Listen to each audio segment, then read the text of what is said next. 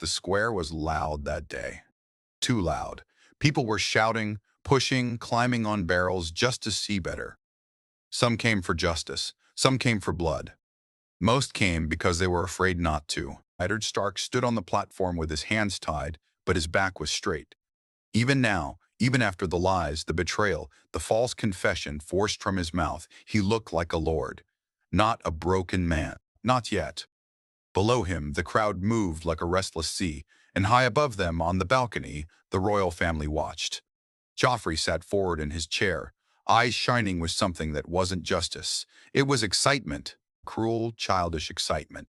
Beside him stood Cersei, her face tight, controlled. She believed this would end everything. One clean cut, one dead wolf.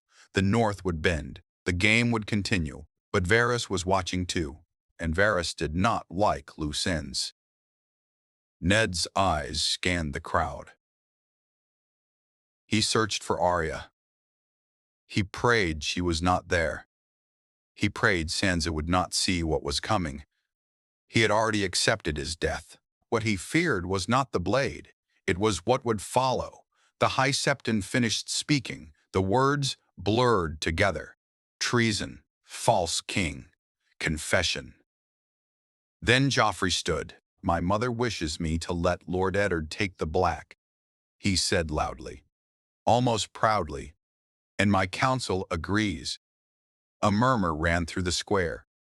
Hope, small, fragile, but I am the king, Joffrey continued, smiling in a way that made even the gold cloaks uneasy.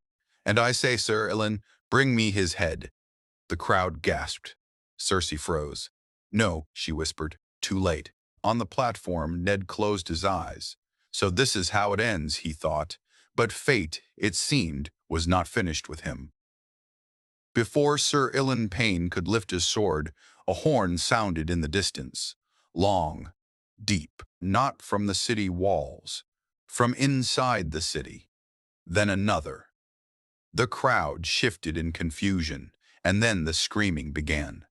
At first, people thought it was part of the execution, but then men started pushing toward the gates. Someone shouted, "Fire!" Another yelled, "The Northmen!" Gold cloaks turned their heads. Orders were shouted. No one listened. Through the narrow streets of King's Landing, chaos was spreading fast. Smoke rose near the mud gate. Steel clashed. The city guard was breaking formation. On the balcony, Cersei gripped the railing. "What is happening?" Varys leaned closer to the throne. "It seems, Your Grace, that Lord Stark has more friends than we expected." Joffrey's face twisted. "Kill him. Kill him now." Sir Ilyn stepped forward again. But this time, a crossbow bolt struck the wooden platform near his feet. Another hit the executioner's shoulder. He staggered back, dropping the sword. The crowd erupted into full panic. From the edges of the square, men in rough cloaks pushed forward, blades flashing. They were not knights in shining armor. They were northern soldiers. Men who had slipped into the city days ago under orders that no one in King's Landing had suspected. Littlefinger had suspected something, but he had miscalculated the timing. One of the attackers cut Ned's bonds. "Move, my lord," the man hissed. "For the north." Ned didn't hesitate. He picked up the fallen sword with both hands, even though his wrists burned from the ropes. He had not held the blade since his arrest, but it felt right in his hands. A gold cloak rushed toward him. Ned blocked clumsily but hard. The man stumbled back. Another attacker pulled Ned down from the platform, dragging him into the chaos of the fleeing crowd. Arrows rained from somewhere unseen. Above, Joffrey was shouting like a child denied a toy. "Stop them! Stop them!" Cersei's face had gone pale. "This will mean war," she whispered. "No," Varys replied softly. "War was always coming. This only changes who begins it." Through twisting alleys, Ned was pulled and shoved.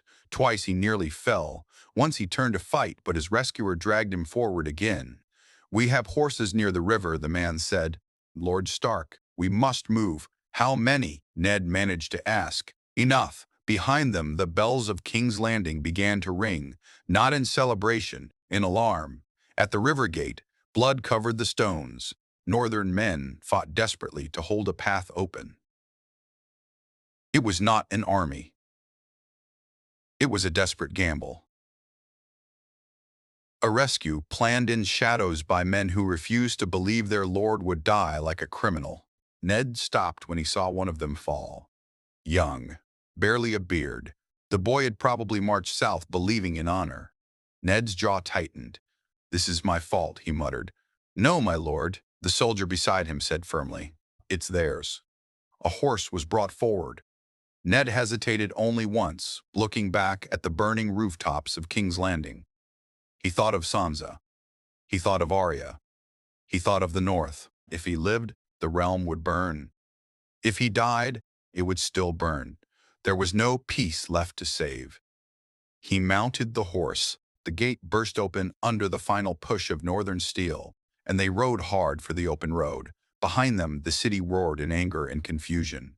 On the balcony of the Red Keep, Joffrey screamed for heads, and in that moment, as Ned Stark crossed the river alive, something in Westeros shifted.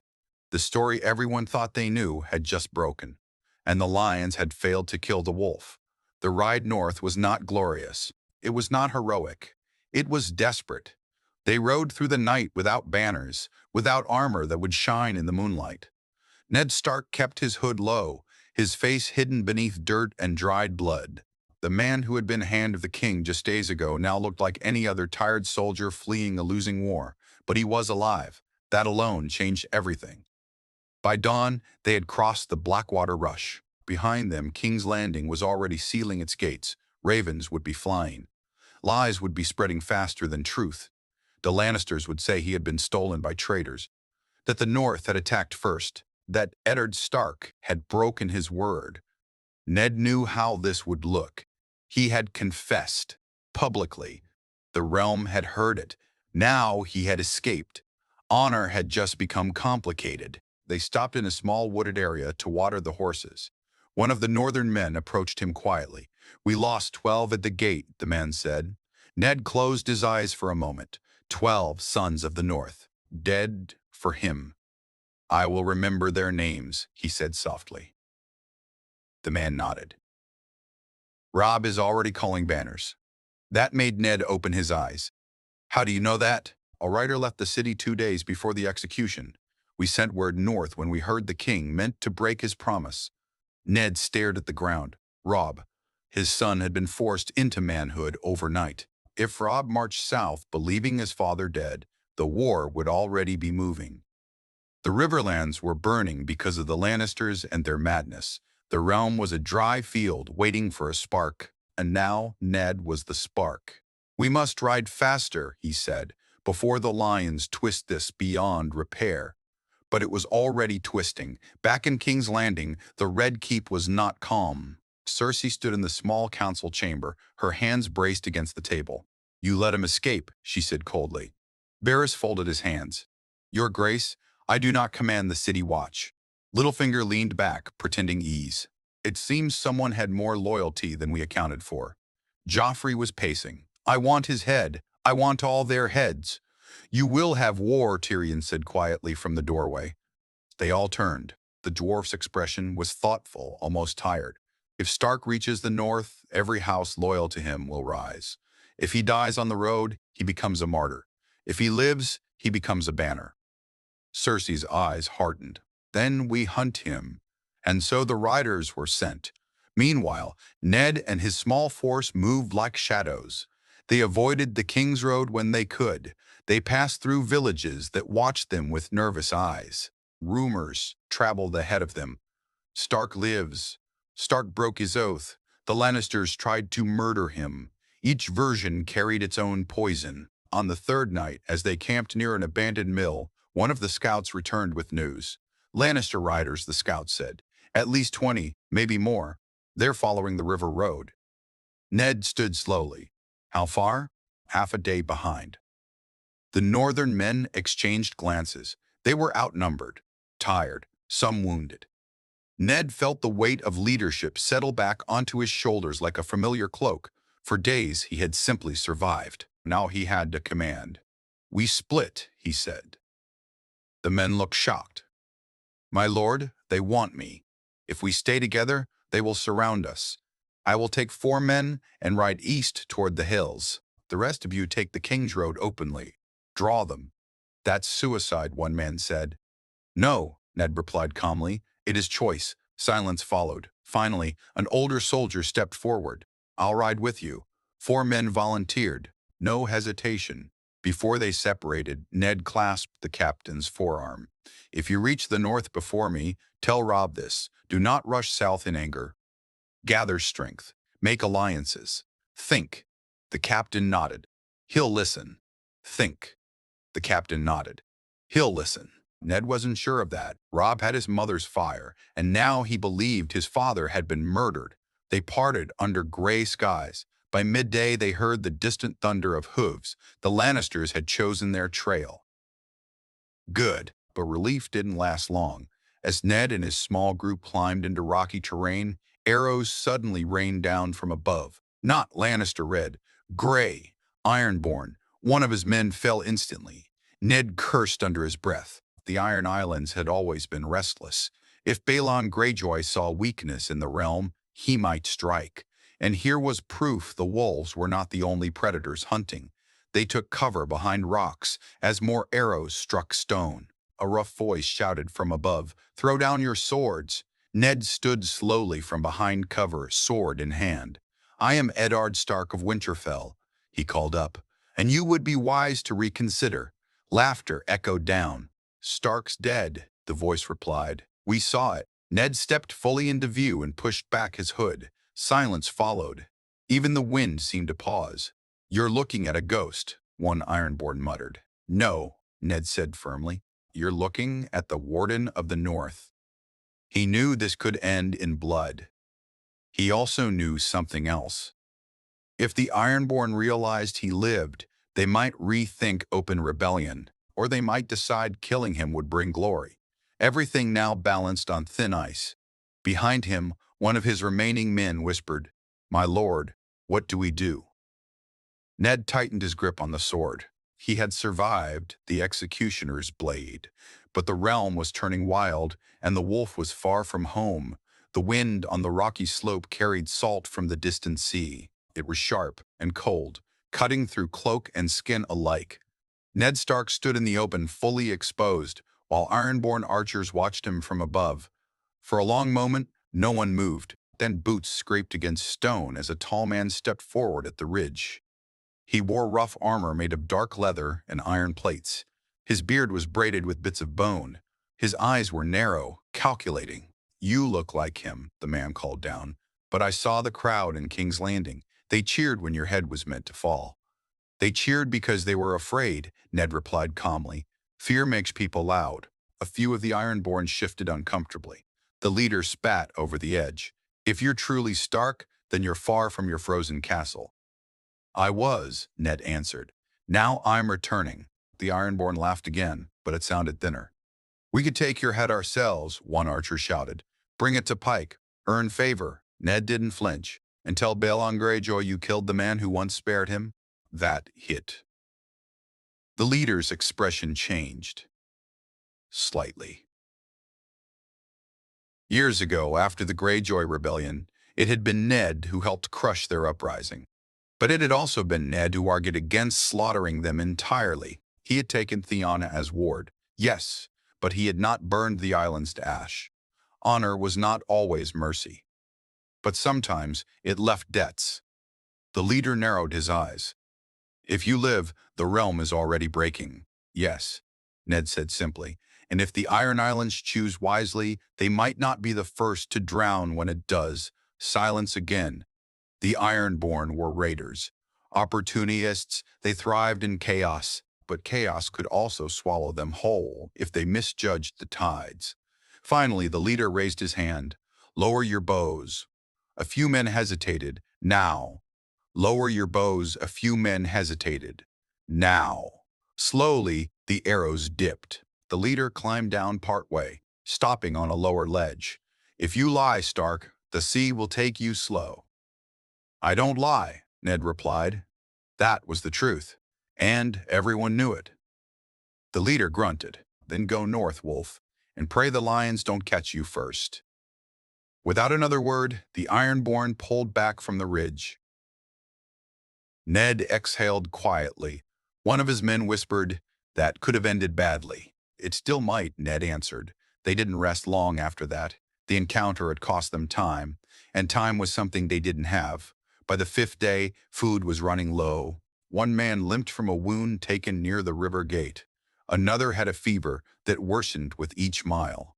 Ned felt the weight of every decision pressing down on him. If he had died on that platform, Robb would march south seeking revenge.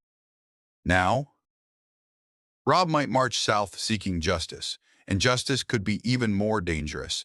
Near dusk, they spotted smoke rising ahead.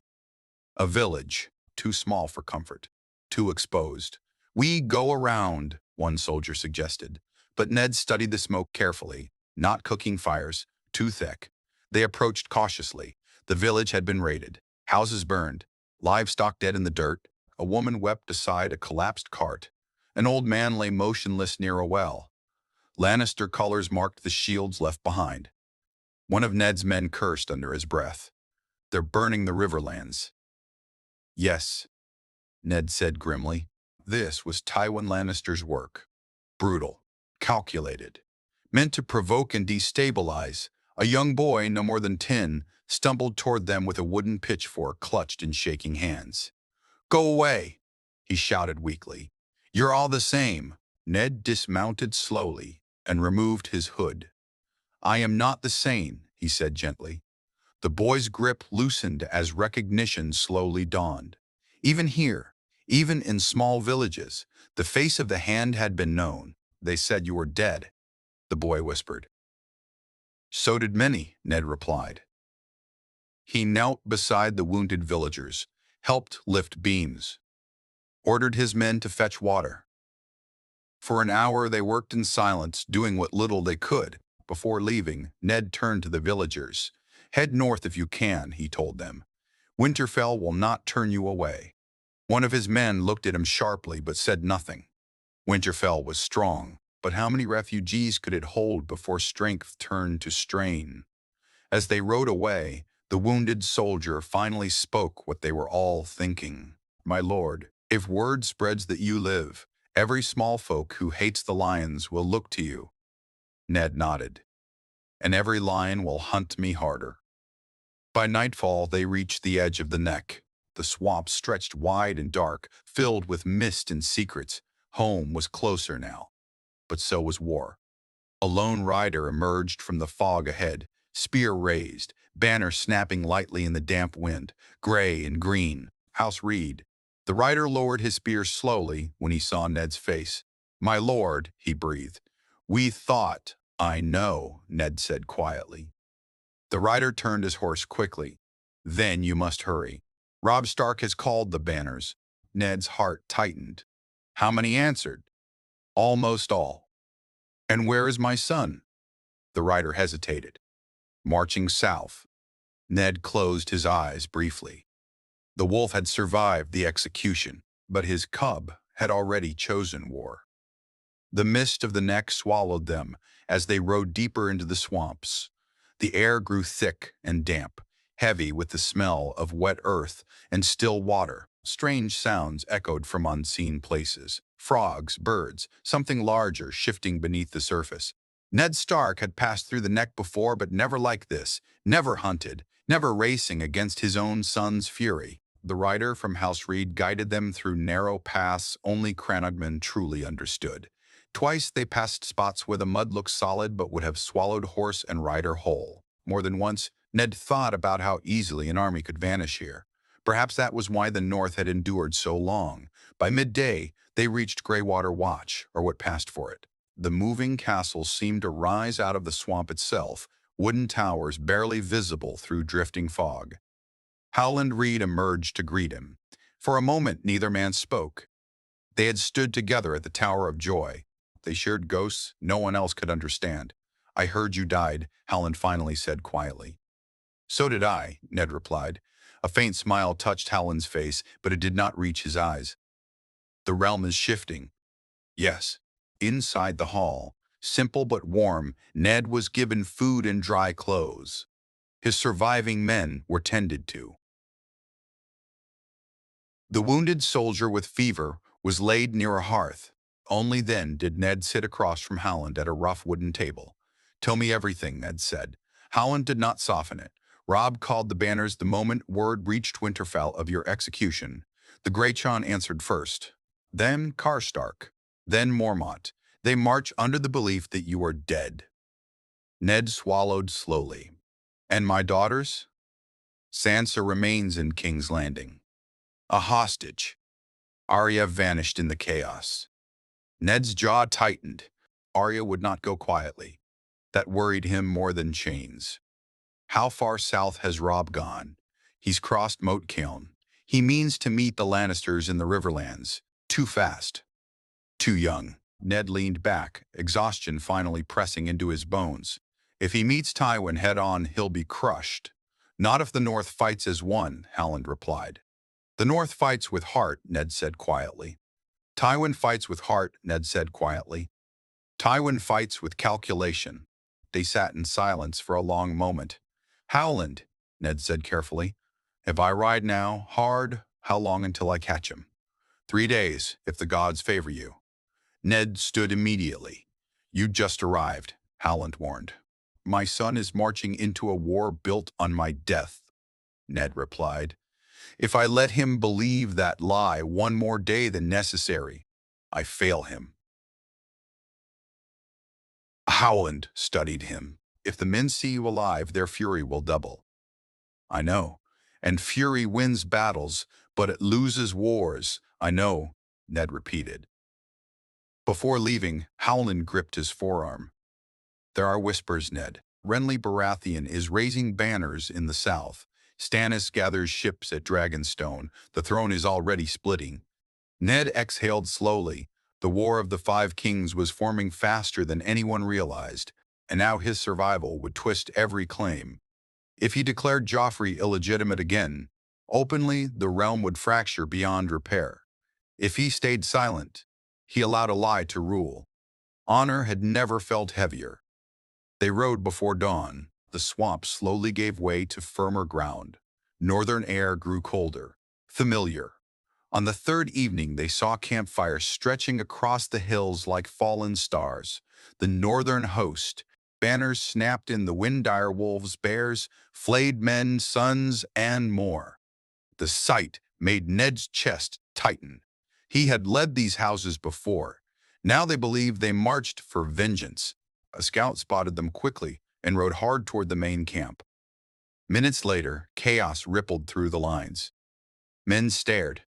Some dropped to their knees. Some shouted, "Lord Stark, it's him! Lord Stark, it's him! He lives!" The cry spread like wildfire. Ned dismounted near the largest tent. Guards stood frozen, eyes wide as ghosts. The tent flap opened. Robb Stark stepped out. He looked taller, harder. Grief had carved sharp lines into a face that was once still boyish. For a heartbeat, father and son simply stared at one another. Robb's sword slipped from his hand and fell into the dirt. "Father?" he whispered. Ned stepped forward. Robb crossed the distance in 3 strides and pulled him into a tight embrace. For the first time since the platform in King's Landing, Ned allowed himself to close his eyes and simply feel. "My Lord Father," Robb said thickly, pulling back almost as if afraid he would vanish. "We thought—" "I know." Robb's expression shifted quickly. Relief turning into something fiercer. "They tried to murder you." "Yes." "They burned the Riverlands." "Yes." "They hold Sansa." Ned nodded. Around them the northern lords gathered. The great Chan's booming voice cut through the air. "The wolf lives." Cheers erupted. Swords lifted. The sound rolled across the hills like thunder. Robb turned to face his banners, fire rising in his eyes. "They thought to silence House Stark." He shouted. "They thought to break the North." The men roared. Ned watched carefully. This was the moment. He stepped forward and raised his hand. Slowly, the noise began to quiet. "I did not escape death," Ned said firmly. "I escaped murder." Silence deepened. "I confessed to protect my daughters. I bent the knee to save lives." The boy king broke his word. Murmurs of anger spread. "But listen to me," Ned continued, his voice steady. "If we march only for revenge, we become no better than those who burned these lands." Robb looked at him, surprised. "We march for justice," Ned said. "And justice requires discipline." The great John frowned. "And what of the throne?" All eyes turned to him. This was it. Ned could call for independence. He could name Stannis the rightful king. He could split the realm entirely. He thought of Sansa in chains, of Arya alone somewhere, of Cersei's cold smile, of Joffrey's command. Then he looked at his son. "We march," Ned said slowly, "to free our people, to protect the innocent, and to demand lawful rule." It was not the fiery answer some wanted, but it was controlled, measured, dangerous in a different way. That night, alone in his tent, Robb sat across from him. "You should let me lead," Robb said quietly. "They follow me now." Ned studied his son. "You are their king in spirit already." Robb hesitated. "King?" Ned didn't answer directly. Instead, he said, "War is not glory, it is weight. And once you take a crown, it never comes off clean." Outside, the northern host prepared to move south at dawn. But this time, they did not march for a dead man. They marched behind a living wolf, and that would change everything. Dawn broke cold and gray over the northern camp, but the air felt different now. Not heavy with grief, not fueled only by revenge. It carried something sharper. Purpose. Word had already spread beyond the hills. Ravens were flying in every direction. By nightfall, the Riverlands would know Eddard Stark lived. By the next day, the Lannisters would know it too. Inside the command tent, the great lords of the north gathered around a rough wooden table.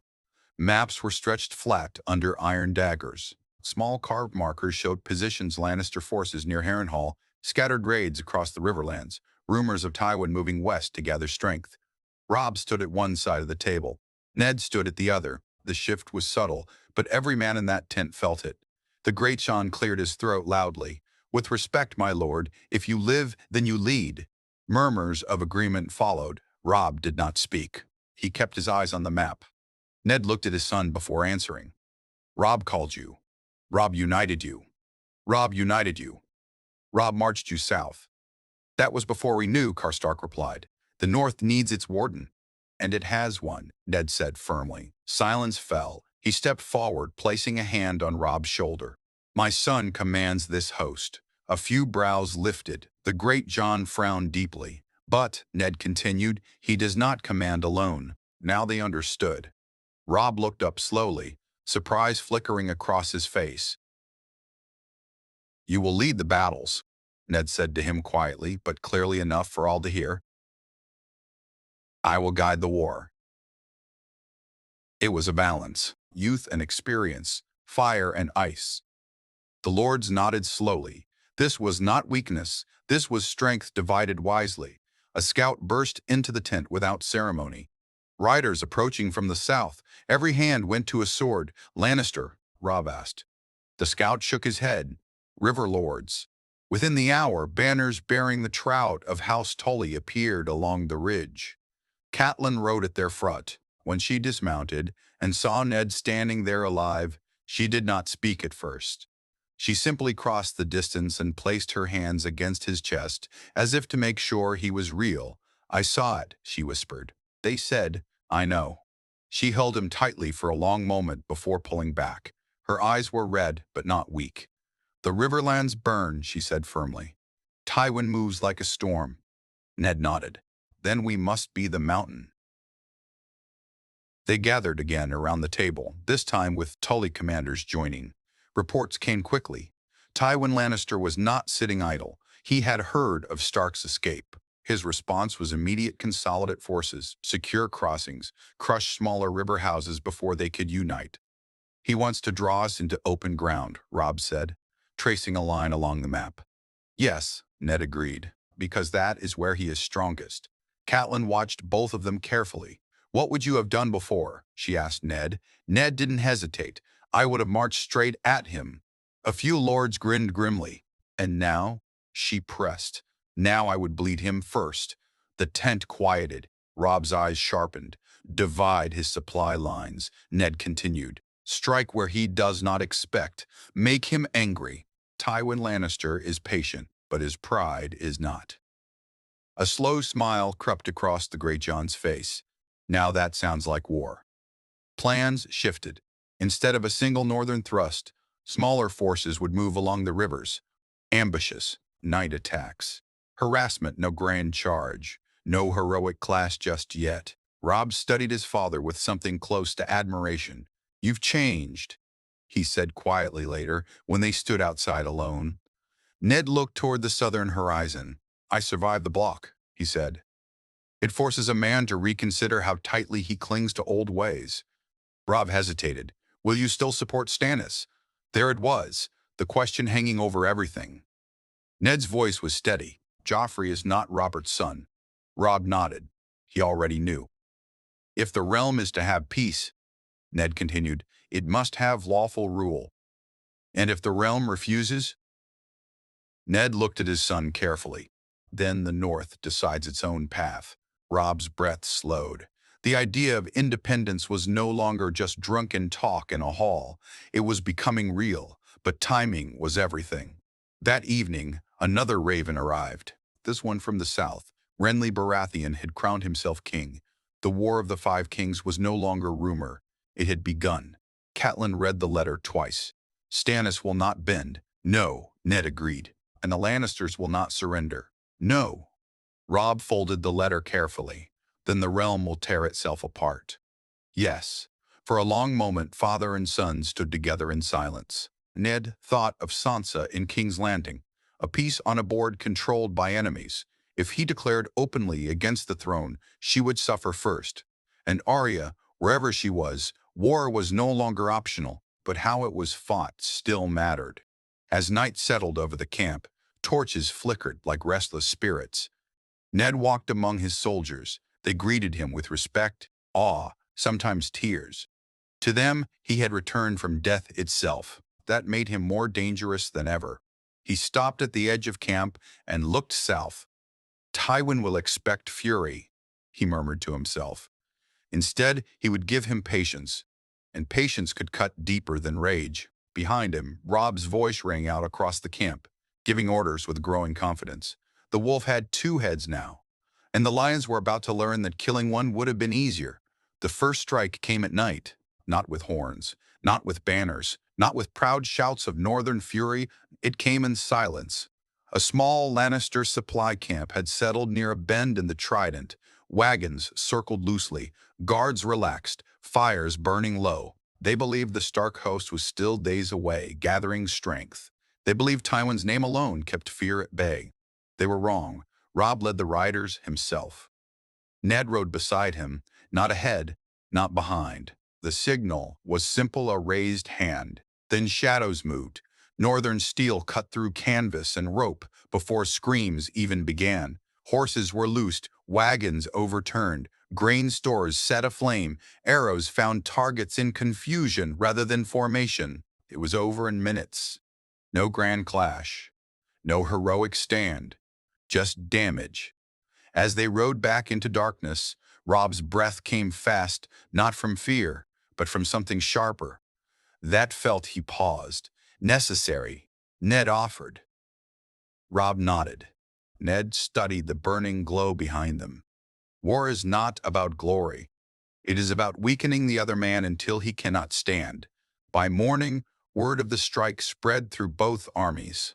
Tywin Lannister received the news in silence, inside a fortified hall near Harrenhal.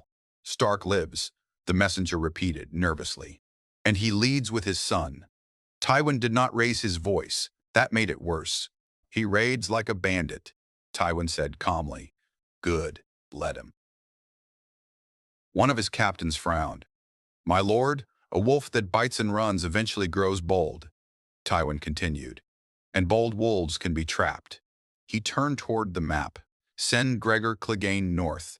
Burn 2 more villages. Make it loud. The captain hesitated. That will enrage them. Yes, Tywin replied softly. That is the point. Back in the Stark camp, smoke rose on the horizon again by midday. Another village. Robb's jaw tightened when the report arrived. "He's provoking us," Robb said. "Yes," Ned agreed. "Then we hit him harder." "No." The word landed heavy. Robb turned sharply. "How many more burn while we wait?" Ned held his gaze. "If we chase every flame, we fight on his terms." Catelyn stepped forward quietly. "Tywin wants you angry. He expects the young wolf to lose control." Robb's fists clenched. Ned placed a firm hand on his shoulder. "If you charge now, he'll draw you into open field. Heavy cavalry. Prepared ground. We lose thousands." "And if we do nothing?" Robb demanded. "We do something smarter." That night, Ned called his commanders together again. "We divide further," he said. "Small units. Fast. Strike bridges. Poison wells near his outer camps. Capture messengers." Karstark raised a brow. "Poison? Not to kill," Ned replied. "To make them cautious. Fear slows an army." The Greychon grinned. "You've grown cunning in your old age, Stark." "I've grown realistic," Ned answered. Over the next week, the Riverlands became a maze of uncertainty for Lannister forces. Bridges collapsed under armored riders. Scouts vanished. Supply wagons disappeared. Arrows struck from tree lines and were gone before retaliation could form. Tywin's patience thinned. Reports grew worse. Men refused to travel alone. Rumors say Stark cannot be killed. Some believe the old gods protect him. Tywin crushed a goblet in his hand. "Superstition wins wars before swords do," he muttered. Then came the letter from King's Landing, Cersei's seal. Tywin read it once. Then again. Stannis Baratheon had declared Joffrey illegitimate. Renly had gathered the Reach. The throne was unstable, and now Eddard Stark lived to confirm the accusation publicly. Tywin's eyes darkened. "If Stark reaches the Southern Lords with proof," he said slowly, "we lose more than a battle." He looked up at his commanders. "Prepare for full engagement." Back in the Stark camp, a captured Lannister rider was brought before Ned. The man was young, terrified. "What is Tywin planning?" Robb demanded. The prisoner swallowed hard. "He's moving east, all banners. Heavy cavalry. He wants one fight." Ned closed his eyes briefly. It was coming. The battle neither side could avoid forever. Robb looked almost eager. Ned felt the weight of that eagerness. "Then we choose the ground," Ned said calmly. He spread the map again. "There." He pointed to a narrow stretch between river and ridge. "He cannot flank us easily. His numbers won't matter as much." Robb leaned in, studying carefully. "And if he refuses to engage there?" "He won't," Ned said. "His pride won't allow it." As preparations began, Catelyn pulled Ned aside. "If you fall this time," she said quietly, "there will be no rescue." He gave her a faint, tired smile. "I don't plan to test fate twice." She searched his face. "You're not the same man who left Winterfell." "No," he admitted softly. "That man believed honor alone could hold a realm together. And now? Now I know honor must sometimes be guarded by strategy." The next morning, the Stark host moved toward the chosen ground. Banners rose high. Drums echoed. This would not be a raid. This would be war. As the northern army formed ranks between river and ridge, Robb rode beside his father. "If we win this," Robb said quietly, "the North will call me king." Ned did not answer immediately. "If you take that crown," he finally said, "you must be ready to wear it alone." Robb met his eyes. "I won't be alone." Ned hoped that was true. On the far horizon, red and gold banners appeared. The lines had arrived. And this time, neither side would retreat into shadow. The field between the river and the ridge felt too small for what was about to happen. Morning mist clung low to the ground, wrapping around boots and hooves like pale fingers. The trident flowed steady at the Stark army's right. The ridge rose hard and uneven to their left. There would be no wide flanking maneuvers here. No sweeping cavalry dance, just impact. Across the field, the red and gold of House Lannister spread in disciplined lines. Heavy infantry at the center, cavalry positioned slightly back, archers already forming ranks. Tywin Lannister sat on horseback behind his front lines, armored in polished crimson. He did not look angry. He looked certain. Beside Ned, Robb adjusted his gloves slowly. He looked young again for a moment, too young.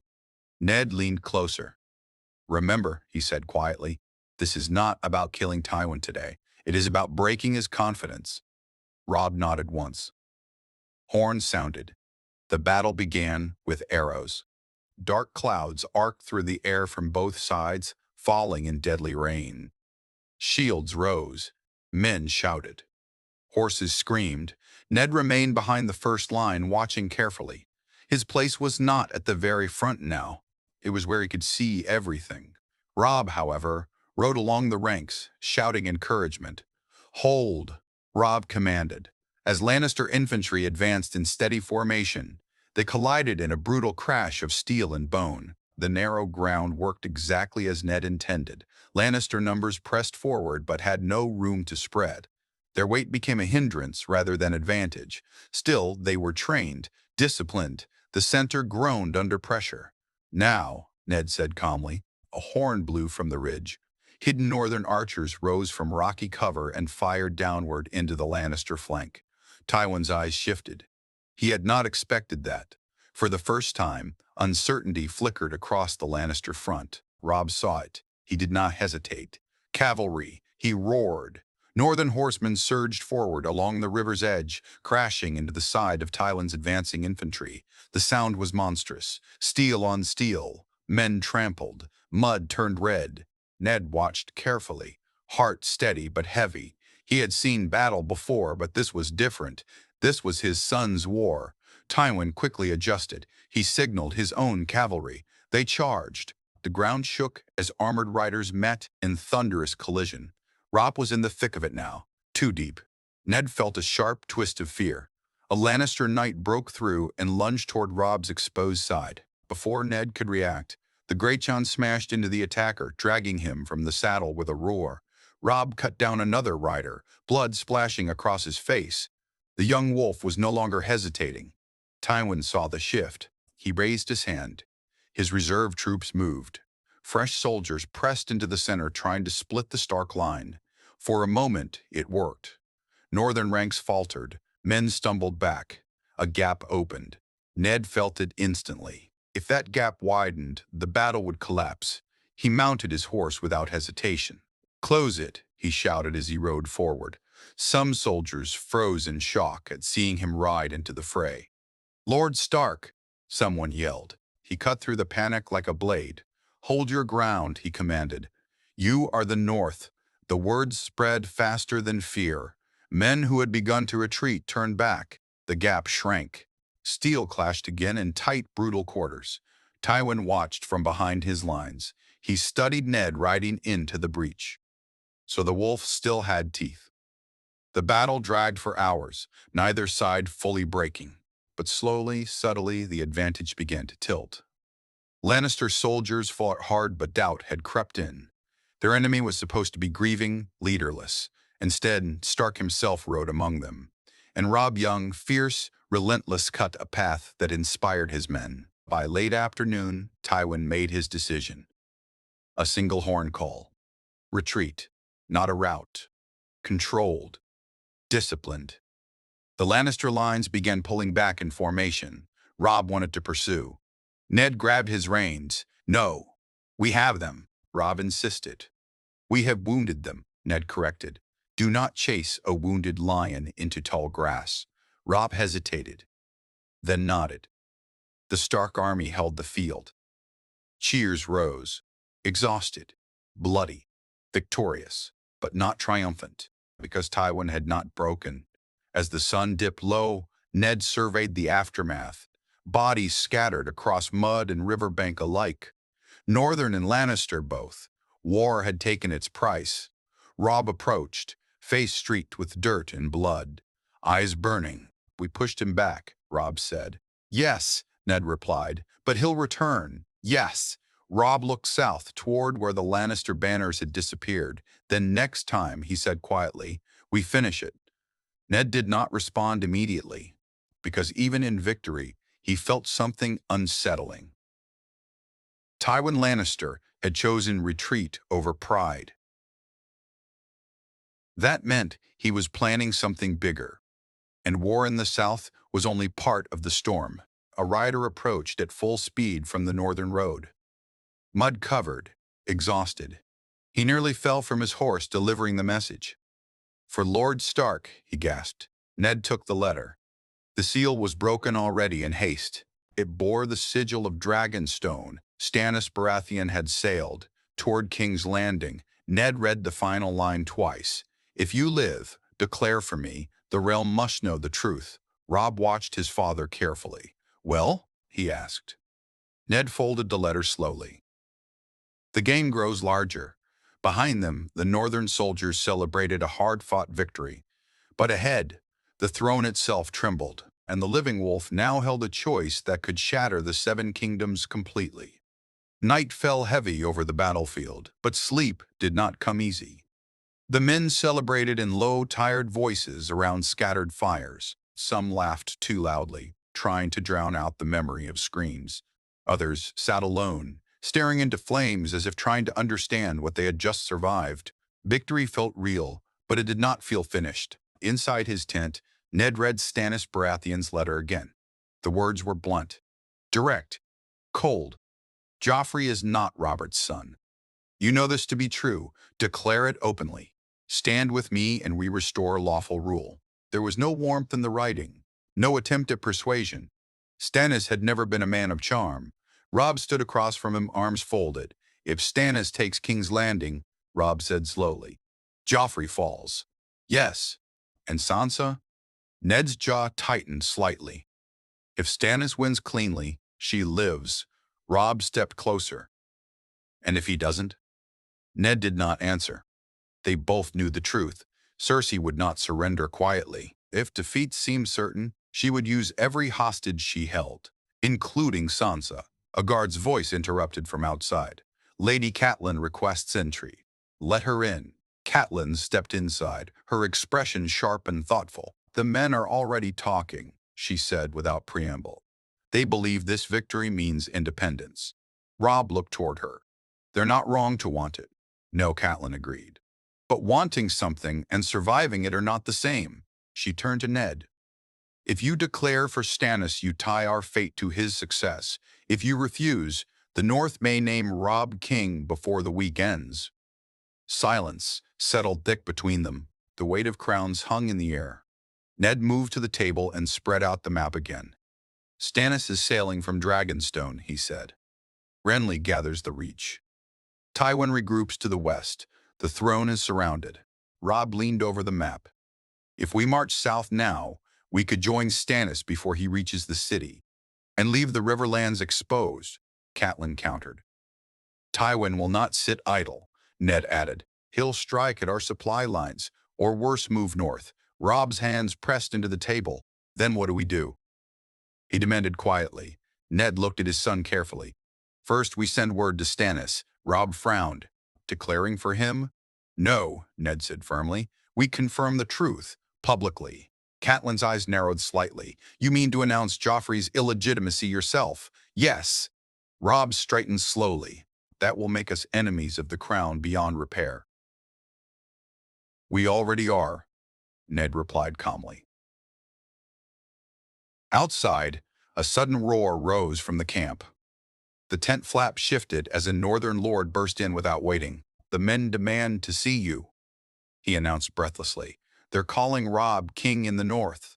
Robb froze. Catelyn closed her eyes briefly. Ned stepped forward. "Bring them to the ridge," he said. Moments later, torches lined the hillside. Thousands of northern soldiers gathered, their banners lifting in the cold night air. The Greychons stepped forward, voice booming. "They tried to kill our lord. They burned our lands. They hold our blood hostage." Cheers followed. "We do not kneel to lions," he roared. The chant began. "King in the north! King in the north!" It spread like wildfire. Robb stood stiff beside his father, eyes wide, chest rising and falling slowly. This was the moment that could fracture the realm forever. Ned raised his hand. Gradually, the chanting softened. "My son," Ned began, voice carrying across the hillside, "has led you with courage." The men cheered. "He has bled beside you." More cheers. "But listen to me now." The noise settled. The noise settled. "The realm is breaking. Kings rise and fall by the week. If we rush to crown another without thought, we risk becoming what we fight." Murmurs rippled.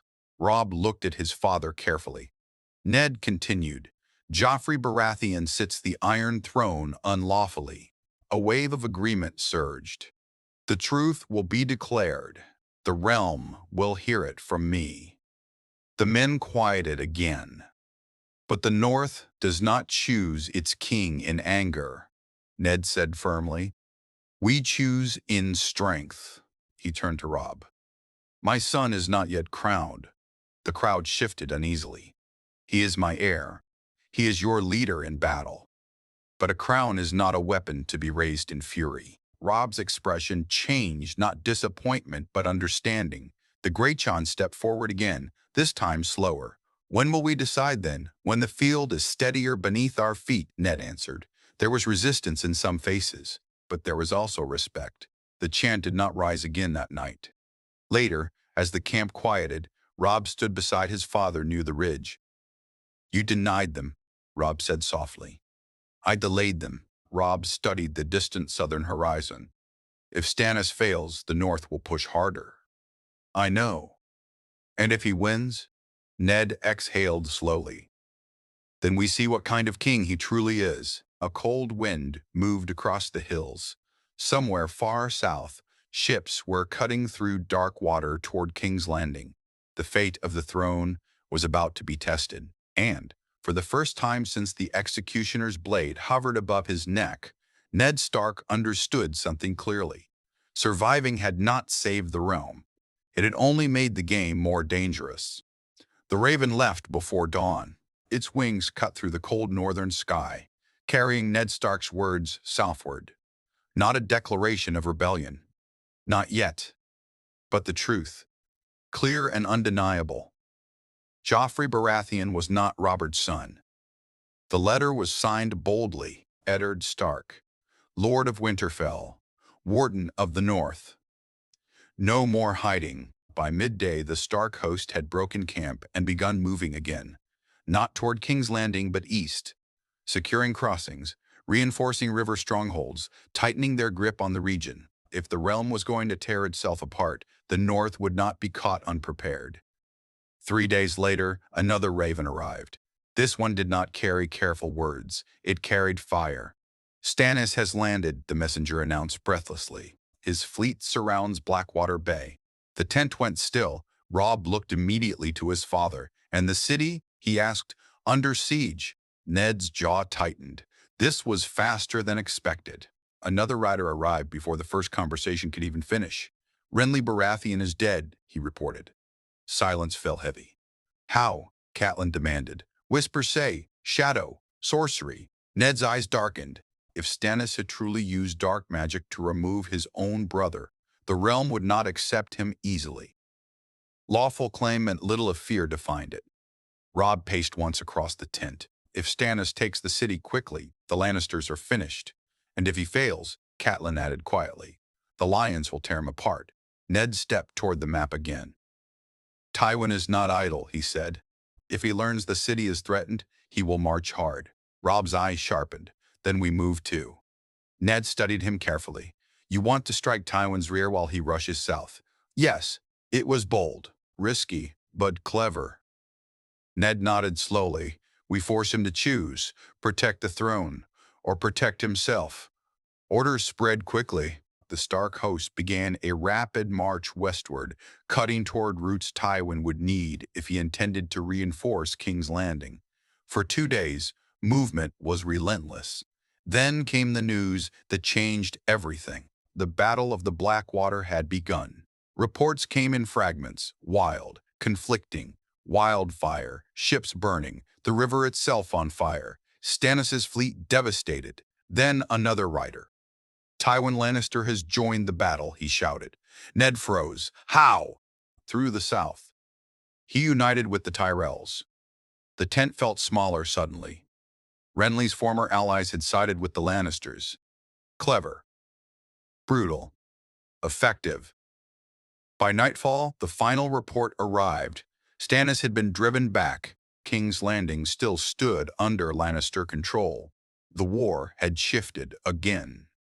Robb slammed his fist onto the table. If we had marched sooner, no, Ned cut in firmly. This was decided by politics as much as swords. He exhaled slowly. The Tyrells chose power over legitimacy. Catelyn looked pale, and Sansa? No answer came immediately. The Lannisters had survived. That meant their hostages still held value. But it also meant they would feel emboldened. The next morning, a Lannister envoy approached under a banner of truce. The camp bristled with tension as the rider was escorted inside. He carried himself with arrogance barely concealed. Lord Stark, the envoy said stiffly. King Joffrey offers terms. Ned did not rise. Speak. If the North withdraws beyond Moat Cailin and swears fealty, your daughter Sansa will be returned unharmed. Robb's hand went to his sword instantly, and if we refuse, Ned asked calmly. The envoy's lips twitched. Then she remains in the capital. As a reminder, silence pressed hard. The insult was deliberate. Ned's voice remained steady. Does your king deny his parentage still? The envoy hesitated only slightly. The king denies nothing that matters. Ned almost smiled at that. So be it, he said. He stood slowly now. Return to King's Landing and tell your king this. I bent the knee once to save my daughter's life. He broke that peace with his cruelty. The envoy stiffened. I will not bend again. Robb's eyes burned beside him. And if harm comes to Sansa Stark, Ned continued quietly, there will be no corner of this realm safe for House Lannister. The envoy left quickly after that. When the tent flap closed, Robb turned sharply. They'll use her. Yes. Then we march on the city. No. Robb stared at him in disbelief. They expect that, Ned said calmly. They want us reckless. Then what? Robb demanded. Ned's voice lowered. Robb demanded. Ned's voice lowered. We break their alliances. He looked at Catelyn. The Tyrells chose the Lannisters for advantage. We make that choice costly. Robb's breathing slowed. How? Ned's eyes grew cold in a way they rarely did, by reminding the realm that the Lannisters do not keep faith. He stepped toward the tent entrance and looked out over the camp.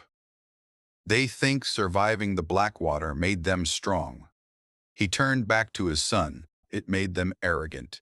And arrogant enemies made mistakes. Far south in the Red Keep, Cersei Lannister stood by a window overlooking the city she had nearly lost. Joffrey laughed loudly somewhere behind her, celebrating survival. But Cersei was not smiling, because a raven had arrived that morning, signed by Eddard Stark, alive, declaring the truth. The war was no longer about rebellion. It was about legitimacy, and that was a battle far more dangerous than swords. The days after Blackwater did not bring peace. They brought tension. The Lannisters celebrated in King's Landing, but their victory had cracks beneath it. The city had burned. The river had carried corpses for miles. Whispers of wildfire spread fear among the small folk, and though Stannis had retreated, he had not surrendered. Far to the north, in the Stark camp, the mood was different. Quiet, calculating. Ned stood with Robb and Catelyn over a fresh map, new markings added where alliances had shifted. The Tyrells saved the throne, Robb said bitterly. For now, Ned corrected. Catelyn folded her hands. The Reach is wealthy, powerful. Their grain feeds half the realm. They will not abandon that advantage lightly. No, Ned agreed, but they did not join the Lannisters for love. Robb looked up slowly. They joined for position. Yes. Ned tapped the map lightly, which means position can be threatened. That afternoon, ravens left the Stark camp, not only for Stannis, but for Highgarden. The letter to the Tyrells was careful, not an insult, not an accusation, a warning. The Lannisters had proven they break sworn promises. They attempted to execute a man who publicly bent the knee. They used wildfire that nearly destroyed their own city. They hold noble daughters as bargaining chips. Ned did not ask the Tyrells to switch sides. He asked them to consider the future. In King's Landing, Marjorie Tyrell listened quietly as her grandmother read the letter aloud. Olenna Tyrell smiled faintly. "He lives," she murmured. "That complicates things." Marjorie tilted her head. "Does it weaken us?" "No," Olenna said softly. "It weakens them." Back in the Riverlands, Robb rode with his father along the Trident's edge. At the Tyrells doubt Joffrey, Robb said. They might not fight as fiercely for him. "That is the hope," Ned replied. "And if they remain loyal, then we continue as we are." Robb was quiet for a moment. "I used to think war was about one great battle," he admitted. "One moment that decides everything." Ned gave a faint smile. "It rarely is." A rider approached at speed. "Lord Stark," he called. "Scouts report Lannister forces dividing." Ned's eyes sharpened. "Explain." "Tywin marches west with a large force. Smaller units remain to guard the capital's outer roads." Robb frowned. "Why divide after a victory?" "Because victory creates confidence," Ned said quietly. He studied the map again. "If Tywin believes we won't dare approach King's Landing after Blackwater, he may focus elsewhere." "Where?" Robb asked. Ned's voice lowered. "The north." Silence followed. Catelyn stepped forward. "You think he would risk marching that far?" "If he believes it ends this war quickly, yes." Robb's jaw tightened. "Then we force his attention back south." Ned nodded slowly. "Exactly." That evening, Stark riders struck a fortified Lannister outpost closer to King's Landing than ever before. Not a full assault, just enough to send a message. "We are not retreating." In the Red Keep, the news reached Tywin before he had even finished his supper. "They dare approach the capital?" he said coldly. "Yes, my lord," the messenger replied. Tywin rose slowly. "Then they seek to provoke." Cersei stepped closer. "Father, they want you to overextend." Tywin's expression hardened. "They want me uncertain." He turned toward a window overlooking the city. "They think surviving the Blackwater makes me cautious." He paused. "They mistake me." Back in the Stark camp, another message arrived, this one unexpected. It bore no Lannister seal, no Tyrell sigil, only a simple crowned stag. Stannis Baratheon had responded. The letter was short. "You declared the truth. For that you have my respect. I gather strength at Dragonstone. When next I sail, I expect the North to stand openly with me." Robb read it twice. "He assumes we will follow." "He assumes the truth binds us," Ned replied. "Does it?" Ned did not answer immediately. He thought of Sansa and the capital, of Arya still missing, of the men who had died on the field, of the realm splitting like cracked ice. Finally he spoke. "We stand for lawful rule." Robb met his gaze. "And if lawful rule demands too much?" Ned's eyes grew distant for a moment. "Then we choose survival." Outside, thunder rolled in the distance. A storm gathering. The war had entered a new phase. No longer simple rebellion. No longer clear sides. Now it was alliances shifting in shadow. Letters as sharp as blades, moves within moves, and at the center of it all stood a man who was meant to die. Ned Stark had escaped execution. But in doing so, he had become something far more dangerous than a martyr. He had become a living symbol, and symbols could unite a realm or tear it apart. The storm broke 3 nights later. Rain poured over the riverlands, turning roads into rivers and fields into mud. Lightning tore across the sky, bright enough to make men flinch. It was the kind of storm that swallowed sound and made even seasoned soldiers uneasy. Ned stood beneath the flap of his tent, watching the rain fall hard against the campfires. "Bad weather for marching," Robb said as he approached. "Good weather for secrets," Ned replied. Robb studied him carefully. "You're planning something." Ned didn't deny it. Earlier that day, a quiet visitor had arrived under heavy cloak and hood, not a Lannister, not a Tyrell, not a Baratheon, a smuggler.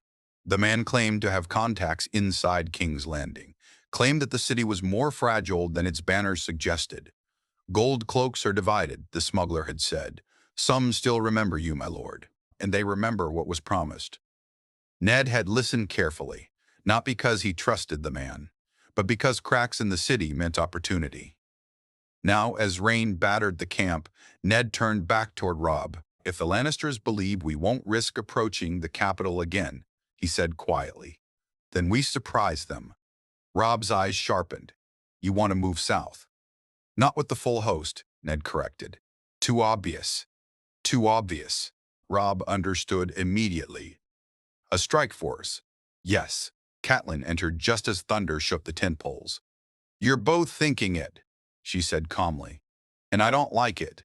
Ned gave her a tired look. I don't like much of this war. You go near that city again, she said firmly, and they will use Sansa. Ned's jaw tightened. They already are. Silence followed. Robb stepped closer to the table. If we can create unrest inside the walls, he said slowly, while Tywin's forces are divided, then the throne looks weaker, Ned finished. Catelyn shook her head. And if it fails? Catelyn shook her head. And if it fails? Then nothing changes, Ned replied. But if it works, the Tyrells hesitate. The Goldcloaks hesitate. Even the small folk begin to doubt. Another crack of thunder rolled overhead. The decision hung heavy. Finally, Robb spoke. I'll go. No, Ned said instantly. Robb blinked. Father, you command this army, Ned cut in firmly. You do not sneak through alleys. Robb's jaw clenched. You escaped execution, he shot back. You can't keep risking yourself. Ned's voice softened slightly. That is precisely why I must. The storm raged on outside as plans formed quickly. A small group. Fast horses. No banners. They would move south under cover of the storm, link with quiet sympathizers inside the city, and test the stability of King's Landing. Not to capture it. Not yet. Just to shake it. Before dawn, Ned prepared to ride. Robb stood before him, struggling to hide the fear in his eyes. You should let me shoulder this, Robb said quietly. You already shoulder enough, Ned replied. He placed a firm hand on his son's arm. If something happens to me, don't. Robb interrupted sharply. Ned held his gaze. If something happens, you do not rush blindly. You think, you endure. Robb swallowed hard. I'm not a boy anymore. I know, Ned said softly. They clasped forearms. Then Ned mounted. The rain masked their departure as the small party slipped into darkness. 3 days later, King's Landing appeared on the horizon once more. The city looked unchanged from a distance. But up close, the walls bore black scars from wildfire. The docks still smelled of smoke and rot. And the mood was tense. Ned pulled his hood low as they entered through a lesser-used gate at dusk. The Goldcloak station there looked bored, until he looked closer. His eyes widened slightly, but he said nothing. He stepped aside. Inside the city, whispers already moved faster than footsteps. He lives. The wolf returned. In the Red Keep, Cersei stood rigid as another report reached her. There are rumors, the guard said nervously. Stark, seen in the lower districts. Cersei's face went pale for just a heartbeat. Impossible, but doubt crept in. Tywin, summoned quickly, did not share her disbelief. If he is here, Tywin said calmly, then he is not here to attack. Then why? Cersei demanded. Tywin's eyes darkened slightly. To remind us. 9. Tywin's eyes darkened slightly. To remind us. That night, small riots broke out in Flea Bottom. Not large, not organized, but loud. Shouts against the crown, against wildfire, against broken promises. Goldcloak struggled to contain them, and through narrow streets, a hooded figure watched silently. Ned did not raise a sword. He did not storm a gate. He simply walked among the people, speaking quietly to those who would listen. The truth matters, he told them, and lies do not rule forever. By morning, the unrest had spread further than expected. Nothing catastrophic, but enough. Enough to plant doubt. Enough to make the throne uneasy. As Ned prepared to leave the city before daylight fully broke, a small voice called from an alley. Father? He froze. Slowly, he turned. A thin figure stepped forward from shadow. Hair dirty. Clothes worn. but eyes unmistakable. Arya, alive. For a second, Ned could not breathe. The noise of the city faded. The distant shouts, the clatter of armor, the restless hum of King's Landing. All he saw was his daughter. Arya, he whispered.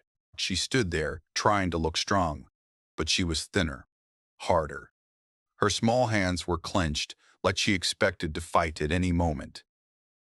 "You're not dead," she said, almost accusing him.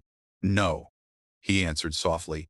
"Neither are you." She crossed the distance fast and hit him in the chest with both arms. Not gently, not gracefully, just fiercely. He wrapped his cloak around her, holding her tight. For a moment he allowed himself to forget war, thrones, politics. He just held his child. "I saw them," Arya said into his chest. "They were going to cut your head off. I know. I wanted to kill them," she said, voice shaking. Ned pulled back slightly and knelt so he could look at her properly. "You survived," he said firmly. "That matters more." She looked at him carefully, studying his face like she was making sure it was real. "They're angry," she whispered. "The people, they don't trust the lions." "I know. I helped," she added quickly. A small, fierce pride flickered in her eyes. Ned almost smiled. "You did well." But his mind was already racing. If Arya had survived in the city this long unnoticed, that meant she had help. "Who's been protecting you?" he asked gently. She hesitated. "Friends." A shadow shifted behind her. Ned's hand went instinctively to his sword. From the alley stepped a familiar bald figure in plain robes. Varys. "Well," Varys said calmly, "this reunion is touching." Ned rose slowly, positioning himself slightly in front of Arya. "You," he said coldly. Varys gave a small bow. "I prefer to think of myself as practical." "You helped her," Ned said carefully. "I ensured she was not found," Varys corrected. "There is a difference." "Why?" Varys folded his hands. "Because dead children serve no one, and because a living Stark creates balance." Ned's eyes hardened. "You let them try to kill me." "I advised against it," Varys replied smoothly. "But kings rarely listen to whispers once they taste power." Arya stepped closer to her father. "Can we trust him?" she asked bluntly. Varys smiled faintly. Trust is such a strong word. Ned studied him carefully. "You're afraid," Ned said. Varys's expression flickered for the first time. "Of chaos," he admitted, "and of rulers who mistake cruelty for strength." Ned understood then. Varys did not serve lions. He served stability. "And you believe I provide that?" Ned asked. "I believe you complicate things," Varys said, "which at present is useful." The sound of approaching gold cloaks echoed down the street. Time was thin. "You need to leave the city," Varys said quietly. "Now." The queen grows nervous, and nervous queens make rash choices. Ned looked at Arya. "Can you ride?" he asked. She gave him an offended look. He almost laughed despite everything. They moved quickly through back streets, guided by routes only someone like Varys would know. Twice they paused in shadow as patrols passed. Once they heard distant screams from a clash near Flea Bottom. The unrest was spreading. At the gate, the same gold cloak from before stood stiff. His eyes moved from Ned to Arya. Then he stepped aside without a word. Outside the walls, horses waited. As they mounted, Arya looked back at the towering red keep. "Sansa's still in there," she said quietly. Ned's face grew hard. "Yes, we're leaving her. For now." Arya did not argue, but she did not like it. As they rode north, the sun began to rise. Behind them, King's Landing stirred in uneasy tension. Inside the Red Keep, Cersei stood at a window again. But this time her hands trembled slightly. "They say riots grow worse," a servant reported. "And Stark?" she demanded. "Gone." Tywin entered without ceremony. "He came," Cersei said. "Yes. He dared walk our streets." Tywin's voice was calm but cold as winter. He wanted us to know he could. Cersei's lips thinned. And what do we do now? Tywin's eyes turned toward the map of the realm. We stop reacting. He pointed north. We break the wolf at its root. Back in the Stark camp days later, Robb stood frozen as Ned rode in with Arya beside him. For a heartbeat, he simply stared. Then he ran forward and lifted his sister from her saddle. "You little idiot," he said, voice thick. Arya grinned. "Missed me?" Robb laughed despite himself. Catelyn arrived moments later. When she saw Arya, she broke. Tears she had held back for months fell freely. But when she saw Ned's expression, her joy dimmed slightly. "What happened?" she asked. Ned dismounted slowly. "The lions feel threatened." Robb's face sharpened. "Good." Ned shook his head. "No. Dangerous." He gathered them close. "Tywin will not chase distractions anymore." Silence settled. "He will march north," Ned finished. The war was shifting again. No longer about the throne. Now it was about survival. And this time, Winterfell itself might stand in the lion's path. The wind felt colder as they rode north. Not because winter had come early, but because the war had changed direction. Ned rode at the head of the column now. Arya safely guarded within the center of the host. Robb rode close, quieter than usual. The return from King's Landing had not been a victory. It had been a warning. Tywin Lannister would not waste time trading letters or chasing small raids anymore. He would strike at something that hurt, and there was nothing that would hurt more than the North itself. 3 days into their march, a scout arrived breathless. "Lannister banners, moving through the Twins," he reported. "Westermen in reach, forces together." Robb's head snapped up. The phrase, "let them pass." It seemed so. Ned's jaw hardened. Walder Frey had always valued advantage over loyalty. If the Lannisters promised protection or marriage, the old man would open his gates without hesitation. "They're not marching toward us," the scout added. "They're heading north." Silence fell like a blade. Catelyn's voice was low. "Moat Cailin." "Yes," Ned said. "If the Lannisters seized Moat Cailin, they could threaten the north directly. Not conquer it easily, but destabilize it. And if the Reach's strength marched beside them, the numbers would be dangerous." Robb's hands clenched into fists. "They want to force us to defend." "Yes." "And if we rush north, we abandon the Riverlands." "Yes." Robb let out a frustrated breath. "They're splitting us." Ned looked at his son carefully. "Then we do not split." He called his commanders together. "The River Lords will hold their ground," Ned announced. "Small defensive units only, no reckless engagements." "And us?" the Greyjohn asked. "We move north at speed."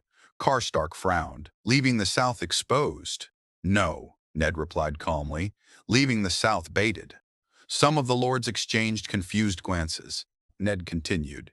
"Tywin expects us to panic. He expects us to charge blindly to defend Winterfell. Robb understood first. We don't." Ned nodded. "We fortify Moat Cailin. We force him to bleed in the neck." The neck was narrow, swampy, brutal terrain for heavy cavalry. Lannister's strength would suffocate there.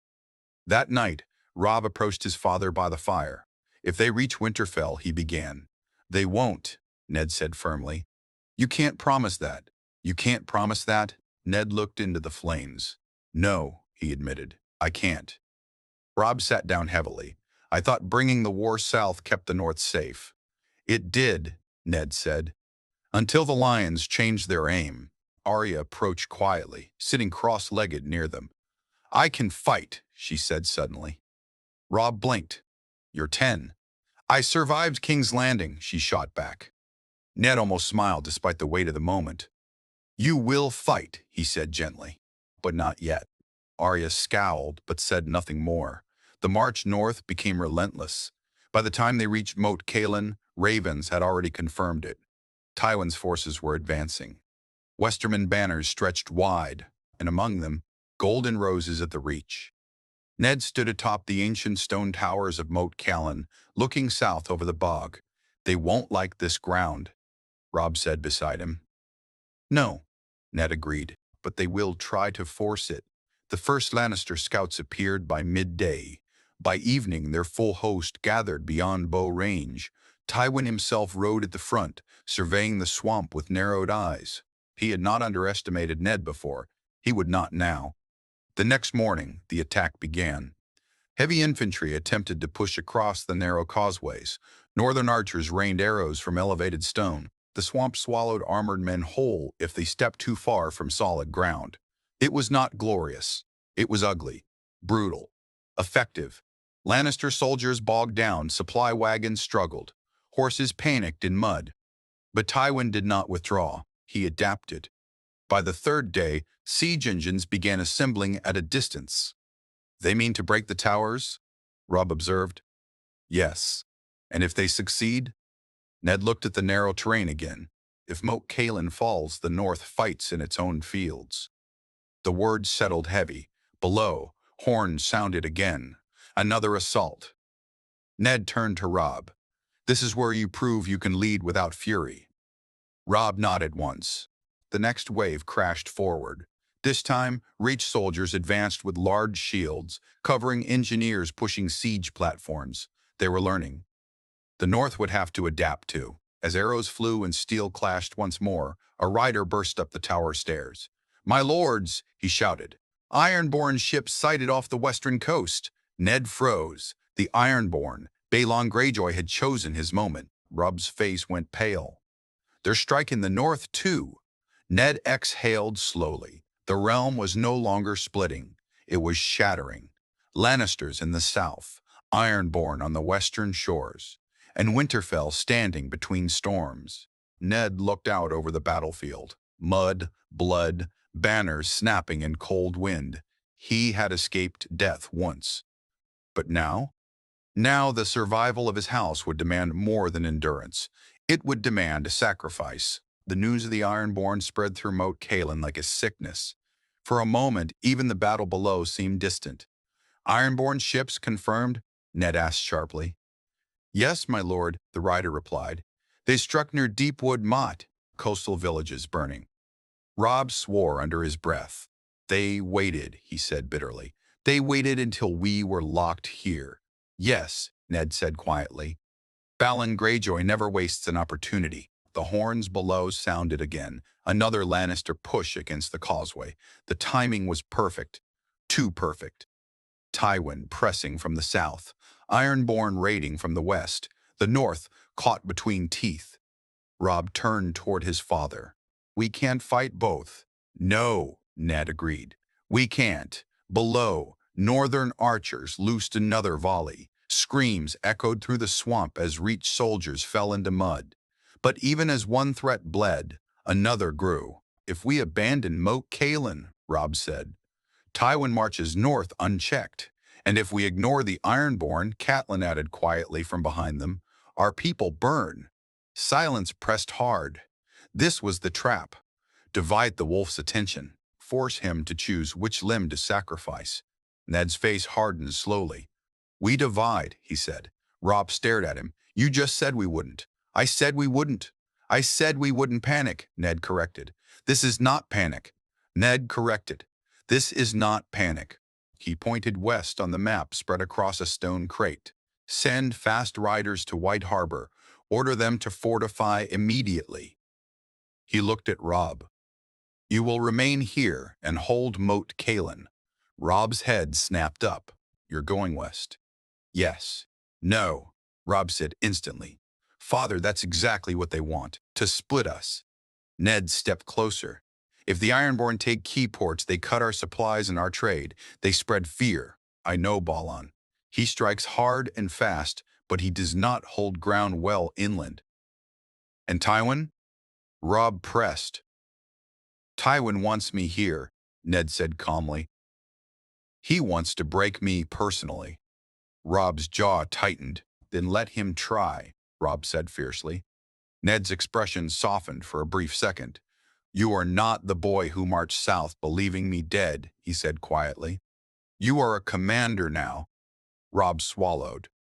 "But Winterfell," he whispered. Ned placed a firm hand on his shoulder. "Winterfell has stood for thousands of years. It will stand again." The decision settled like iron. By nightfall, Ned rode west with a smaller force, swift cavalry, hardened men who knew northern terrain. Robb remained at Moat Cailin, now the shield against Tywin's advance. The separation felt heavier than any blade. 3 days later, Ned reached the western hills overlooking the coast. Smoke stained the horizon. Villages blackened. Fishing boats overturned. He dismounted near the remains of a burned homestead. An old woman sat in the ash, staring blankly. "They came from the sea," she whispered. They laughed. Ned closed his eyes briefly. Balon Greyjoy had chosen fear as his weapon. "Send word to every inland house," Ned ordered. "Draw the Ironborn away from the coast. Force them to chase us." His captains exchanged looks. "You want to bait them inland?" "Yes." Ironborn were fierce raiders. But in forests and hills, away from ships, they were less certain. That evening, Stark riders struck a small Ironborn raiding party near a forested pass. Not a full battle, just enough to provoke. The next day they did it again. Soon reports came in, Ironborn forces moving inland in pursuit. Ned allowed himself a thin smile. "Let them stretch," he murmured. Meanwhile, at Moat Cailin, Tywin intensified his assault. Siege engines pounded stone towers. Reach infantry pushed harder each day. Robb rode constantly between positions, keeping morale high. "You hold," he shouted over crashing stones. "The North does not yield." The men answered him fiercely, but supplies were thinning, and casualties mounting. Tywin stood in his war tent, listening to reports. "Stark has left the Neck," a captain informed him. Tywin's eyes narrowed. "Where?" "West, toward the coast." A slow, calculating silence followed. "So," Tywin murmured, "he chooses the Kraken." Cersei's earlier words echoed in his mind, "Break the wolf at its root." If Ned was west, then Moat Cailin might fall faster. "Double the pressure," Tywin ordered. No rest. Back on the western front, Ned's trap tightened. Ironborn raiders pursued deeper inland, chasing what they believed was a retreating Stark force. Instead, they entered a narrow valley between steep, forested ridges. Ned stood at the top ridge, watching as the last of the Ironborn marched into position below. He raised his hand. Horns echoed through the trees. Northern warriors surged from both sides. Arrows fell in deadly sheets. The Ironborn, caught away from open shore, faltered. Steel clashed among trees. The sound was brutal and close. Ned rode into the chaos, not at the reckless front, but where the line needed steadying. "Hold the ridge," he commanded.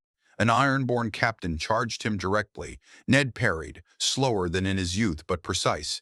The man swung wildly. Ned stepped aside and drove his blade clean through leather and bone.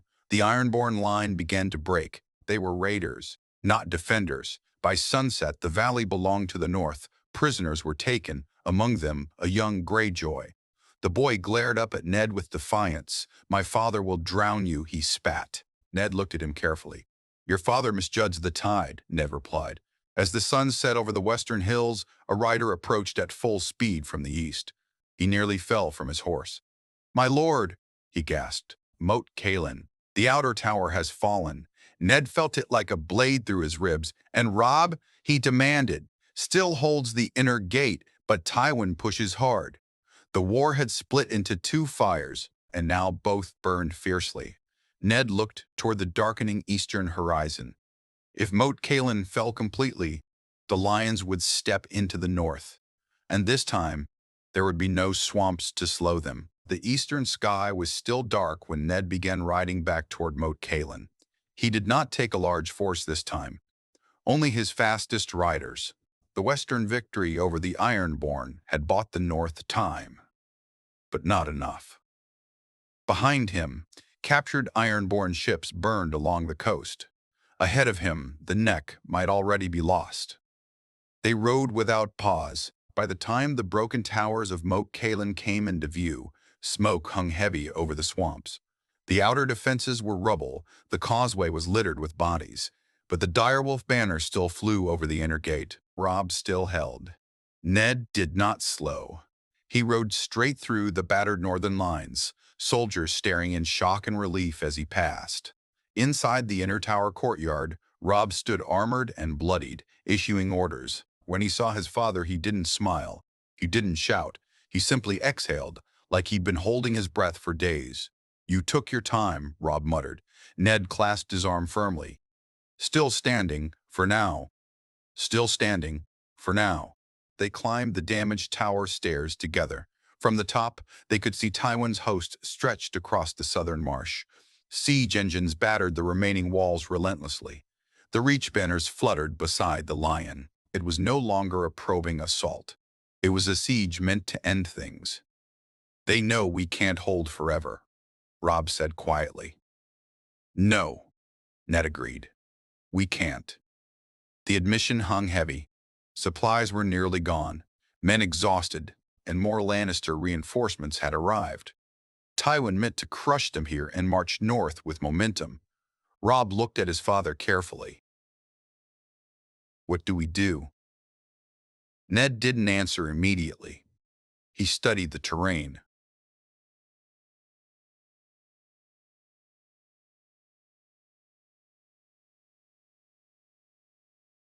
The swamp, the narrow causeways, the crumbling stone. Then something shifted in his expression. "We don't hold," he said. Robb blinked. "What?" "We let them in." Silence. "That's madness," Robb said. "No," Ned replied calmly. "It's strategy." "No," Ned replied calmly. "It's strategy." He pointed toward the marshland behind the inner gate. "If we pull back in stages, make it look like collapse, they'll surge forward." Robb's eyes slowly widened. "And the swamp will swallow the weight of their numbers." It was a gamble, a dangerous one, but Tywin's greatest strength was discipline and formation. In chaos, even lions stumbled. Order spread quickly. Northern soldiers began a controlled withdrawal from visible positions. Walls left partially unmanned. Archers repositioned silently behind concealed earthworks deeper in the marsh. From Tywin's command tent, the shift was noticed. "They're faltering," a captain reported. Tywin narrowed his eyes, or pretending. Another stone from a siege engine smashed into the weakened wall. Part of it collapsed. A visible gap opened. Cheers rose from Lannister lines. Tywin watched carefully. Then he made his choice. Advance. The Lannister and Reach forces surged forward, heavy infantry first, cavalry behind. They poured through the breach in organized ranks. For a moment it looked like victory. Northern soldiers retreated deeper into the swamp. Some appeared to panic. Shouts of confusion echoed. Tywin allowed himself the smallest nod. Then the ground changed.